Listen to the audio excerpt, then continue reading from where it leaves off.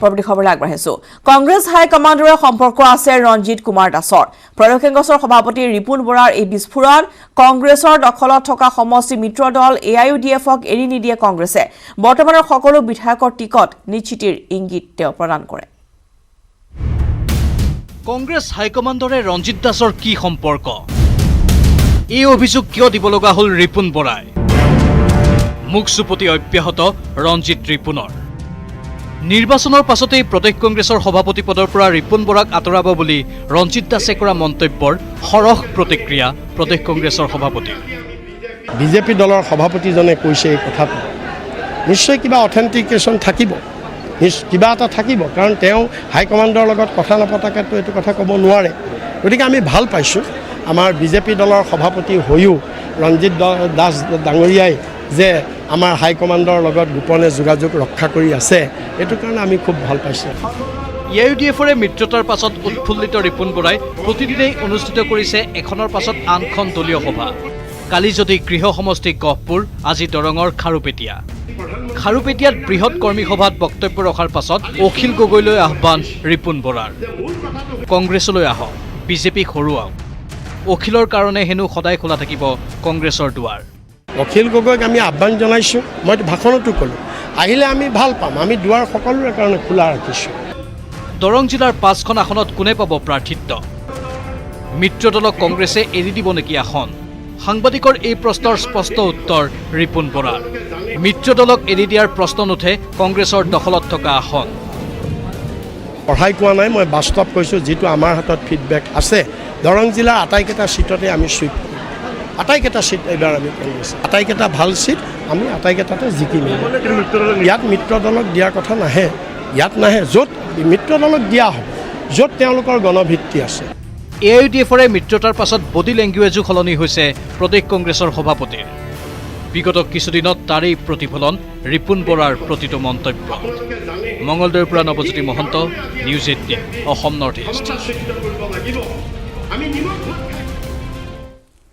জনপ্ৰতিনিধিৰ জীৱন 10টা পৰিয়ালক সাক্ষাতৰ বাবে দেশৰ আটাইতকৈ ধনী মুখ্যমন্ত্ৰীগৰাকীয়ে পদব্ৰজে অতিক্ৰম কৰিলে 24 কিলোমিটাৰ বাট পাহাৰীয়া খলা বমা পথেৰে 24 কিলোমিটাৰ খোজকাঢ়িলে অৰুণাচলৰ মুখ্যমন্ত্ৰী পেমা খাণ্ডুৱে নিৰ্বাচন আয়োগৰ তথ্যমতেই তেওঁ হৈছে ভাৰতৰ আটাইতকৈ ধনী মুখ্যমন্ত্ৰী তেওঁৰ আছে 160 কোটিৰো অধিক সম্পত্তি পাহাৰৰ শিল নদী আৰু লুংলুঙীয়া ওখ চাপৰ বাট সমুদ্ৰ পৃষ্ঠৰ পৰা প্ৰায় 1,45,000 ফুট উচ্চতাৰ এখন গাঁৱলৈ যাবলগীয়া হ'ল অৰুণাচল প্ৰদেশৰ মুখ্যমন্ত্ৰী পেমা খাণ্ডু টাৱাঙৰ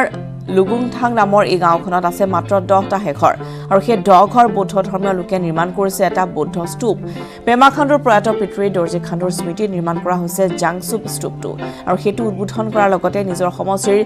লুগুংথাং গাঁৱৰ লোকসকলে চৰকাৰী সা-সুবিধা ঠিকমতে পাইছে নে নাই তাৰ সৰজমিন তদন্ত কৰিলে মুখ্যমন্ত্ৰী পেমা খাণ্ডুৱে ভাৰত-চীন সীমান্তৰ এই গাঁওখনলৈ নাই কোনো পথ গতিকে পেমা খাণ্ডুৱে পিতৃৰ নামত নিৰ্মাণ কৰা স্তূপটোৰ বাবে 24 কিলোমিটাৰ পথ খোজকাঢ়ি যাবলৈ সন্মত হ'ল মুখ্যমন্ত্ৰী খাণ্ডুৱে তেওঁৰ মুক্তু সমষ্টিৰ জাং নামৰ ঠাইখনৰ পৰা এই যাত্ৰা আৰম্ভ কৰিছিল 5 ছেপ্টেম্বৰত তিনিদিনীয়া যাত্ৰাৰ অন্তত তেওঁ 8 তাৰিখে উপস্থিত হ'ল নিৰ্দিষ্ট স্থানত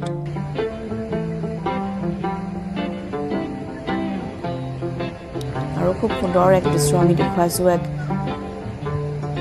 সেউজীয়া প্ৰাকৃতিক পৰিৱেশৰ মাজত এনেদৰে 10টাকৈ পৰিয়ালক সাক্ষাতৰ বাবে খোজকাঢ়িয়েই তেওঁ অগ্ৰসৰ হ'ল আৰু তেওঁ হৈছে দেশৰ আটাইতকৈ ধনী মুখ্যমন্ত্ৰী পাহাৰীয়া খলা বমা পথেৰে খোজকাঢ়িলে এইগৰাকী মুখ্যমন্ত্ৰী অৰুণাচলৰ মুখ্যমন্ত্ৰী পেমা খাণ্ডুৱে আৰু নিৰ্বাচন আয়োগৰ যি তথ্য সেই অনুসৰি তেওঁ হৈছে ভাৰতৰ আটাইতকৈ ধনী মুখ্যমন্ত্ৰী আৰু 160 কোটিৰো অধিক সম্পত্তিৰ এগৰাকী মুখ্যমন্ত্ৰীয়ে খোজকাঢ়িয়ে তেওঁৰ যি সমষ্টিৰ অন্তৰ্গত 10টাকৈ পৰিয়াল সেই 10টাকৈ পৰিয়ালক সাক্ষাতৰ বাবে এনেদৰে অগ্ৰসৰ হ'ল আৰু এই সমগ্ৰ এই যাত্ৰাত তেওঁৰ সময় লাগিছিল 3 দিন তেওঁ এনেদৰে হাতত লৈ 24 কিলোমিটাৰ খোজকাঢ়ি তেওঁ সাক্ষাৎ কৰিলে 10টাকৈ পৰিয়ালক পাহাৰৰ শিল নদী আৰু লুংলুঙীয়া ওখ চাপৰ বাট অতিক্ৰম কৰি 24 কিলোমিটাৰ খোজকাঢ়িয়েই তেওঁ অগ্ৰসৰ হ'ল এনেদৰে 14,500 ফুট উচ্চতাৰ এখন গাঁৱলৈ এনেদৰে অৰুণাচলৰ মুখ্যমন্ত্ৰী পেমা খাণ্ডুৱে খোজকাঢ়ি অগ্ৰসৰ হ'ল টাৱাঙৰ লুগুংথাং নামৰ এই গাঁওখনৰ মাত্ৰ 10টাকৈ পৰিয়ালক তেওঁ সাক্ষাতৰ বাবে এনেদৰে অগ্ৰসৰ হোৱা পৰিলক্ষিত হৈছে আৰু সেই 10 ঘৰ বৌদ্ধ ধৰ্মীয় লোকে এটা বৌদ্ধ স্তূপ নিৰ্মাণ কৰিছিল আৰু সেই বৌদ্ধ স্তূপটো জাংচুপ স্তূপটো নিৰ্মাণ কৰা হৈছিল প্ৰয়াত পিতৃ দৰ্জী খাণ্ডুৰ স্মৃতিত তেওঁৰ পিতৃৰ স্মৃতিত নিৰ্মাণ কৰা এই স্তূপটো চাবলৈ তেওঁ এনেদৰে অগ্ৰসৰ হ'ল 24 কিলোমিটাৰ পাত অতিক্ৰম কৰি 3 দিনৰ অন্তত সেই স্থানত উপস্থিত হ'লগৈ পেমা খাণ্ডু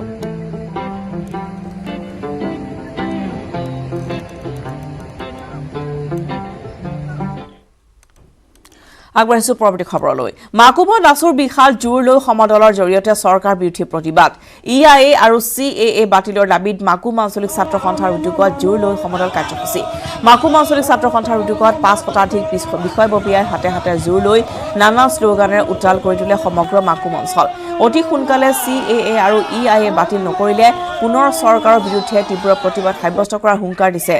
প্ৰতিবাদকাৰীসকলে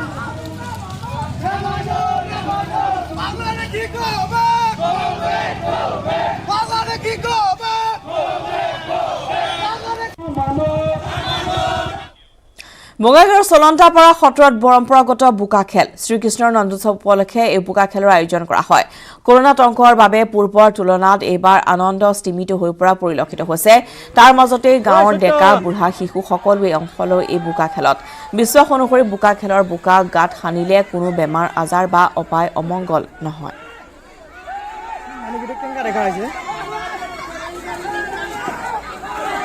শ্ৰীকৃষ্ণৰ নন্দোৎসৱ উপলক্ষে বোকা খেলৰ ইয়া আনন্দ য'ত দেখিবলৈ পোৱা গৈছে বঙাইগাঁৱৰ চলন্তাপাৰাত বোকা খেল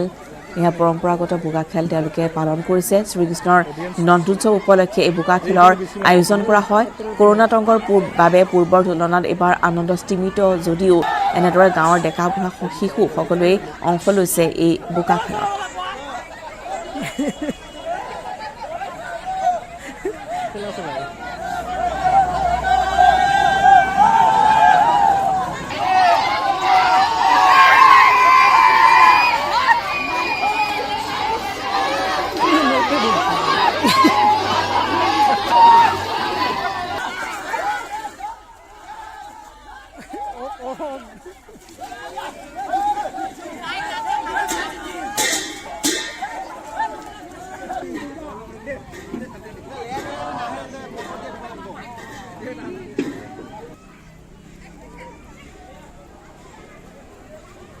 পৰম্পৰা নাই বিশ্বাস স্বয়ং কৃষ্ণৰ লীলা এইবিলাক স্বয়ং প্ৰভুৰ লীলাটো আমি কৰিবই লাগিব বিশ্বাসত আমাৰ কিমান উপকাৰ আছে কিমান উপকাৰ নাই সঁচাকৈ এটা বিশ্বাস আছে এই মাটিৰ ওপৰত কিবা এটা ফট ল'লে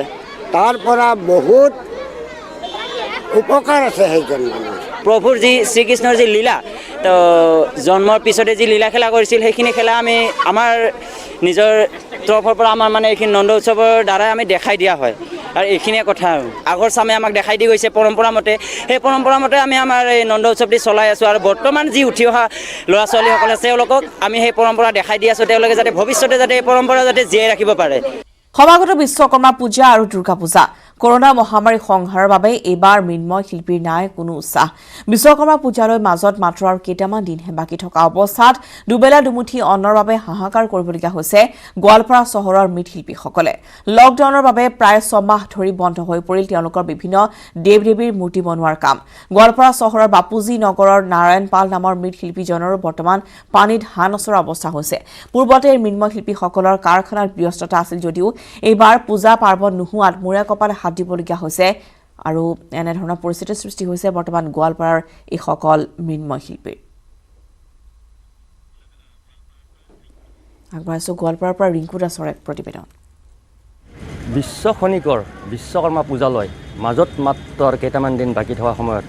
যি মৃৎশিল্পসকলৰ যি ব্যস্ততা এই ব্যস্ততা কিন্তু দেখিবলৈ পোৱা নাই আৰু এই মুহূৰ্তত মই উপস্থিত আছোঁ গোৱালপাৰা চহৰৰ এই বাপুজী নগৰত যি নাৰায়ণ পালৰ মৃৎশিল্পৰ কাৰখানাত উপস্থিত আছোঁ আমি দৃশ্য আমি নিউজ 18 অসম দৰ্শক আমি দেখুৱাম এক নিমাময় পৰিৱেশ বুলি ক'ব লাগিব প্ৰতি বছৰে এই নাৰায়ণ পালে প্ৰায় 200ৰ পৰা 300টা ইতিমধ্যে যি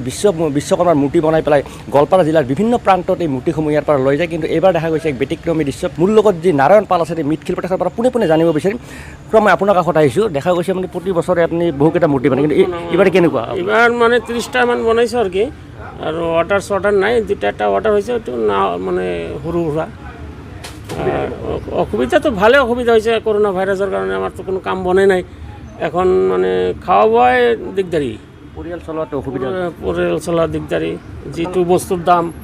শাক চব্জি যিটো দাম কেনেকৈ কি কৰিম মূৰ্তিসমূহ বিক্ৰী হ'ব আপোনাৰতো হ'ব নে নাই এখন এইটো মানে গেৰেণ্টি নাই কিমান বা যায় এখন বনাইছোঁ আৰু এই কথা মানে 2-3টা অৰ্ডাৰ হৈছে নহয় কাৰিকৰ আগতে কাৰিকৰ কিমান আছিল আগতো মই 3-4জন আছিল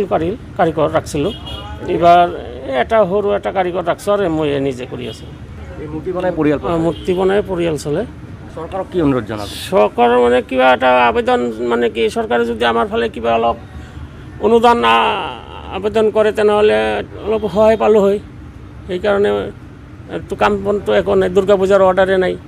তে কি হ'ব পৰিস্থিতিটো মানে এইবাৰতো সেনেকুৱাই মানে কৰোনা ভাইৰাছৰ কাৰণে আমি দেখুৱাই আছোঁ যে নাৰায়ণ পালৰ মৃন্ময় মূৰ্তিৰ কাৰখানাৰ পৰা দেখুৱাই আছোঁ এক নিমাময় পৰিৱেশ বুলি ক'ব লাগিব পুনৰ কৈছোঁ শ্ৰী বিশ্বকৰ্মা পূজালৈ মাজত মাত্ৰ আৰু কেইটামান দিন বাকী আছে তাৰ বাবে দেখা গৈছে গোৱালপাৰাত এক মৃন্ময় মূৰ্তি বনোৱা যি কাৰখানাত আমি দেখুৱালোঁ এক ব্যতিক্ৰমী দৃশ্য আৰু প্ৰতি বছৰ দেখা যায় দিনে নিশাই তেওঁলোকে মৃন্ময় মূৰ্তি তৈয়াৰ কৰাত ব্যস্ত হৈ থাকে কিন্তু এইবাৰ কিছু তেওঁলোকৰ ব্যতিক্ৰমী ৰূপ দেখা গৈছে কিয়নো ৰাজ্যত ভয়াৱহ ৰূপ ধাৰণ কৰিছে কোভিড-19 ফলত চৰকাৰৰ বহু নীতি নিৰ্দেশনা অনুযায়ী পূজা অৰ্চনা কৰা হ'ব কিন্তু এইবাৰ পূজা হ'বনে নাই তাক লৈ চিন্তিত হৈ পৰিছে এই মৃন্ময় মূৰ্তি বনোৱা মৃৎশিল্পসকল হয়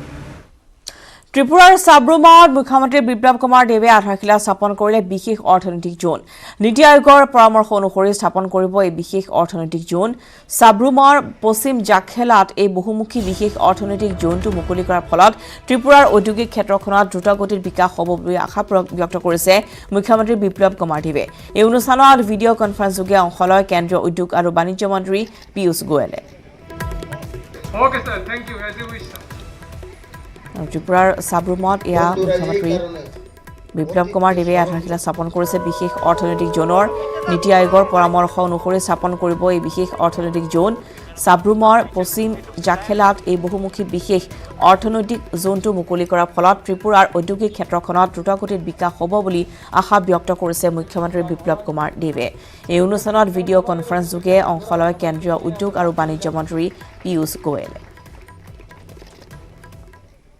पुराना जो एसईजेड का जो पैटर्न थी उसी पैटर्न में हमने इसको रखा राज्य सरकार से भर्तुकी देके तो इसलिए एसईजेड का जो मूल फ़ायदा यहाँ कम्प्लीटली मिलेगी और इसका और एक सबसे बड़ा फ़ायदा जो है जो फेनी नदी जो है बांग्लादेश बॉर्डर में ये दिसंबर में कंप्लीट हो जाएगी रोजगार मिलेगी त्रिपुरा में ऐसा कोई सेक्टर नहीं है जहाँ एक एरिया में 5,000 लोगों को रोजगार पहले मिला है व आगे मिलेगा বিধায়ক আমিনুল হক লস্কৰৰ মুখত কংগ্ৰেছ এআইইউডিএফৰ মিত্ৰতাৰ প্ৰসংগ এসময়ৰ শত্ৰু আজি মিত্ৰ হোৱা ঘটনাক নিৰ্লজ্জ আখ্যা ৰাজ্যৰ একমাত্ৰ সংখ্যালঘু বিজেপি বিধায়কগৰাকী বিজেপি বিধায়ক আমিনুল হক লস্কৰৰ মস্কৰা তৰুণ গগৈ নীলাজ লাজ নাই বদৰুদ্দিন আজমলৰো হুইজ বদৰুদ্দিন কৈ এতিয়া দুবাৰ চৰকাৰ হৈছিলে কংগ্ৰেছৰ। এই কংগ্ৰেছে লাজ টাকা দৰকাৰ আছিল আৰু AIDFৰ লাজ টাকা দৰকাৰ আছিল। কংগ্ৰেছ AIDF মিত্ৰতাক লৈ মুখ খুলিলে বিজেপিৰ একমাত্ৰ সংখ্যালঘু বিধায়ক তথা বিধানসভাৰ উপাধ্যক্ষ আমিনুল হক লস্কৰে। ঠাট্টাৰ সুৰত বিজেপি বিধায়কগৰাকীয়ে ক'লে 21ৰ নিৰ্বাচনত হাৰিব তৰুণ গগৈ, মুখ ঠেকেচা খাব অজন্তা নেওগে। দুৰ্গা ভূমিজ, ৰূপজ্যোতি কুৰ্মীৰ দৰে নেতাই হেৰুৱাব আসন। 3বাৰৰ মুখ্যমন্ত্ৰী তৰুণ গগৈ হাৰিব, 3বাৰৰ মন্ত্ৰী অজন্তা নেওগে মানে গোলাঘাট হাৰিব, আপোনাৰ দুৰ্গা ভূমিজ হাৰিব, আপোনাৰ ৰূপজ্যোতি কুৰ্মী হাৰিব। নিৰ্বাচনলৈ কেইবামাহো বাকী থাকোঁতেই ফলাফল জনাই দিলে বিজেপিৰ সংখ্যালঘু বিধায়কগৰাকীয়ে। এসময়ত হুইজ বদৰুদ্দিন বুলি কোৱা তৰুণ গগৈয়ে আজমলৰ সৈতে হাত মিলোৱাৰ বাবে উজনিত হেনো নিশ্চিহ্ন হ'ব কংগ্ৰেছ। 24ৰ পৰা 20লৈ নামিব কংগ্ৰেছৰ আসন। AIUDFৰ আসন 13ৰ পৰা বৃদ্ধি হ'ব 15খনলৈ। আখৰে আখৰে ফলিয়াব হিমন্ত বিশ্ব শৰ্মাৰ ভৱিষ্যতবাণী। 100খন আসনেৰে বিজেপিয়ে গঠন কৰিব চৰকাৰ। বিত্তমন্ত্ৰী ডক্টৰ হেমন্ত বিশ্ব শৰ্মা কৈছিলে সিহঁতৰ যিটো প্ৰেডিক্ট কৰে এইটো 100% হয়। কংগ্ৰেছৰ আপাৰ আসাম নিশ্চিন্ন হৈ যাব। আমি 100টা সিট লৈ ভাৰতীয় জনতা পাৰ্টি চৰকাৰ 2021ৰ চৰকাৰ গঠন হ'ব। আমাৰ কাৰণে ভাল। কংগ্ৰেছ নিশ্চিন্ন হৈ যাব। AIDF হয়তো এতিয়া 12টা আছে, 15টা হ'ব। AIUDFৰ ইতিহাস ব্যাখ্যা কৰি তাচ্ছিল্য আমিনুল হক লস্কৰৰ। বিজেপিক বিৰোধিতা কৰিবলৈ গঠন হোৱা নাছিল AIUDF। কংগ্ৰেছৰে বিৰোধিতাৰ বাবেহে আজমলে গঠন কৰিছিল দল। সেই দুয়ো দল এতিয়া একেলগ হৈ বিজেপিৰ বিৰুদ্ধে যুঁজিবলৈ ওলোৱা কাণ্ডক নিৰ্লজ্জ আখ্যা আমিনুল হক লস্কৰৰ। তৰুণ গগৈ আৰু বদৰুদ্দিনক নীলাজ আখ্যা দি আমিনুলে ক'লে দুয়ো দলৰ মিত্ৰতাই সোণত সুৱগা চৰাব বিজেপিৰ। AIDF আৰ কংগ্ৰেস যদি এলায়েন্স হয় আমাৰ কাৰণে সোনায় সোহাগা হব। হুইজ বদৰুদ্দিন কৈ এতিয়া দুবাৰ চৰকাৰ হৈছিলে কংগ্ৰেছৰ। এই কংগ্ৰেছে লাজ টাকা দৰকাৰ আছিল আৰু AIDFৰ লাজ টাকা দৰকাৰ আছিল। কিন্তু AIDFে বিজেপিৰ বিৰোধিতা কৰি AIDF দল গঠন কৰা নাই। AIDF দল গঠন কৰিছে কংগ্ৰেছৰ বিৰোধিতা কৰি। আমিনুলৰ মতে এটা মুদ্ৰাৰ ইপিটি সিপিটি কংগ্ৰেছ আৰু AIDF। তাৰে এটা দল দুৰ্নীতিগ্ৰস্ত, আনটো সাম্প্ৰদায়িক। মানুহে গম পাই যাব যে কংগ্রেস আর AIDF একটু শিক্ষিত অপিট দুইটাই করাপশন পার্টি, একটা করাপ্টেড দল, এটা সাম্প্রদায়িক দল। এতিয়া প্ৰশ্ন হয় আমিনুল হক লস্কৰৰ মতে AIUDF যদি সাম্প্ৰদায়িক তেন্তে বিজেপি কি? শিলচৰৰ পৰা Anirudh Laskar, news 18 Assam north east. ASU AGYCP কৃষক মুক্তি সংগ্ৰাম সমিতি উদ্যত হৈছে নতুন ৰাজনৈতিক দল গঠনৰ বাবে। বাঘে চাগে একে ঘাটতে পানী খাবলৈ সাজু হৈছে কংগ্ৰেছ AIUDF। ইয়াৰ মাজতে নিৰ্বাচনলৈ টঙালি বান্ধিছে গেৰুৱা দল বিজেপিয়ে। বাতৰিৰ পৰা বিদায়ৰ পূৰ্বে আগবঢ়াই থৈ গৈছো এই প্ৰতিবেদন। গেৰুৱা দল সাজু নিযুক্তি দিছে আঞ্চলিক 39গৰাকী সাংগঠনিক জিলা প্ৰভাৰী। বিজেপিৰ লক্ষ্য মিছন 100+। বিগত নিৰ্বাচনত অসম ৰাজ্যিক বিজেপিয়ে দেখুৱাইছে আশাপ্ৰদ ফলাফল। সন্মুখত 2021ৰ নিৰ্বাচন। তাৰ আগতে BTC নিৰ্বাচনে বিজেপিৰ সাংগঠনিক দক্ষতা নিৰূপণ কৰিব। তাক লৈ সম্পূৰ্ণ সাজু ৰাজ্যিক বিজেপিৰ নেতৃত্ব। শেহতীয়াকৈ নেতৃত্ব মিলিত হৈছে বৈঠকত। অজয় জামৱাল, ফণী শৰ্মা, ৰঞ্জিত দাস, মুখ্যমন্ত্ৰী সৰ্বানন্দ সোণোৱাল, হিমন্ত বিশ্ব শৰ্মা মিলিত হৈছে গোপন বৈঠকত। সোণোৱাল হিমন্তৰ ঘৰৰ বৈঠক শেষ। এইবাৰ ৰঞ্জিত কুমাৰ দাসৰ ঘৰত হ'ব বৈঠক। আলোচনা এটাই, কিদৰে প্ৰতিহত কৰিব পৰা যায় বিৰোধীক। কথা হ'ল ASU AGYCPৰ নতুন দল, কংগ্ৰেছ AIUDFৰ মিত্ৰতা, অগপয় হেৰুৱা বিশ্বাস, BPFৰ সৈতে হোৱা আউল, এইবোৰৰ মাজেৰে বিজেপিয়ে 21ত পুনৰ দিছপুৰৰ মচনদ দখল কৰিব পাৰিবনে? ৰাজু বৰুৱাৰ ৰিপৰ্ট, নিউজ 18 অসম।